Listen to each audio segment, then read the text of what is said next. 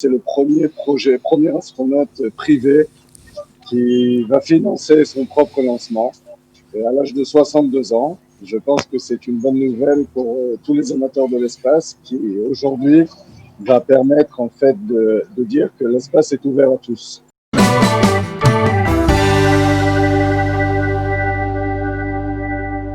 Merci d'être avec nous ce matin. Alors, on a du mal à vous reconnaître sous votre masque, mais en tout cas, on se souvient que vous avez été l'un des artisans de la réalisation de ce beau projet qui a été le projet Bereshit, qui a envoyé une sonde israélienne sur la Lune, même si elle est arrivée un peu brutalement sur la Lune, mais elle est arrivée sur la Lune. C'était l'année dernière. Comment ? On est sur la Lune. Elle est sur la Lune, oui, effectivement, on est sur la Lune.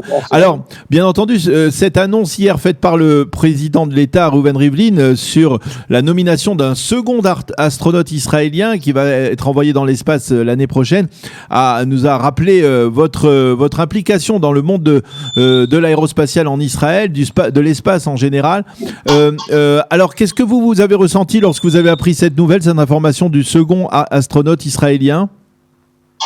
Alors, c'était une très grande joie pour toute l'équipe aussi de SpaceAir. J'en ai discuté avec d'autres.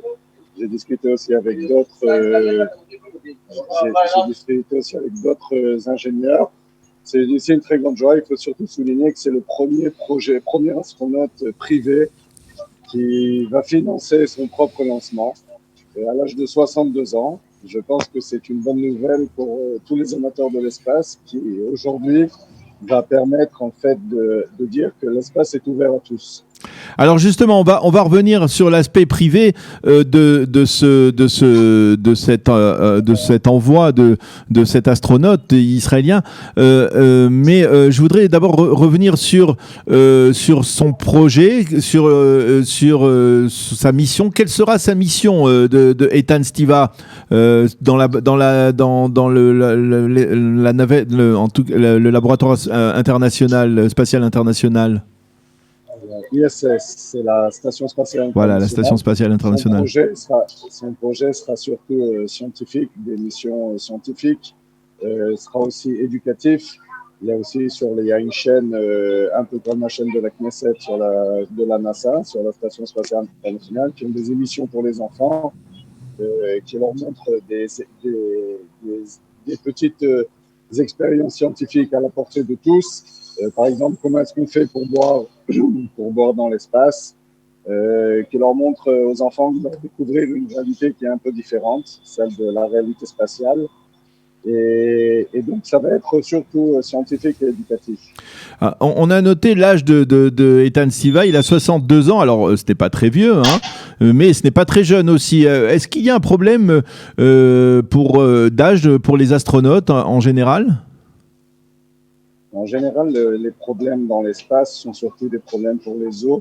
Donc, les personnes qui souffrent d'ostéoporose, étant donné qu'on vit dans un milieu de microgravité, les os ne sont pas habitués. Il y a une détérioration des os.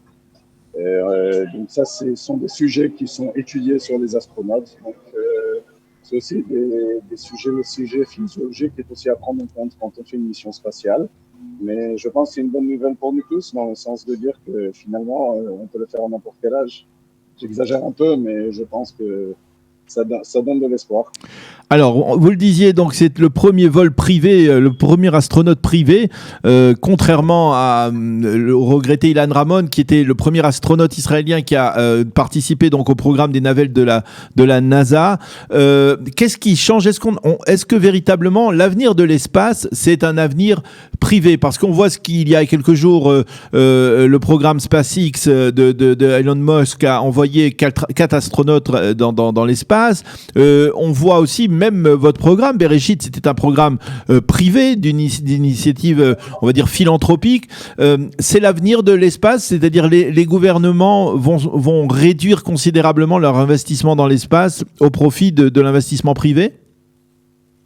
Je pense que c'est pas au profit, je pense que ça va se faire d'une manière parallèle.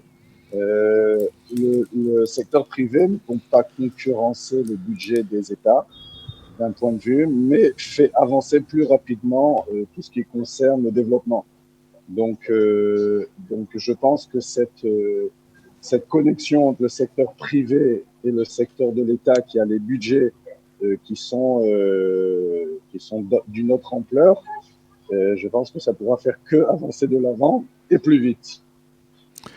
Et donc, mais tout sera focalisé autour de la Station spatiale internationale, n'est-ce pas? Parce que c'est le seul hôtel que l'on trouve dans l'espace, si on peut dire. Je pense que la Station spatiale internationale, d'abord, est en fin de vie, là, maintenant. La Station spatiale internationale est en train de travailler sur le prochain projet. La prochaine Station internationale, la prochaine décennie, sera autour de la Lune.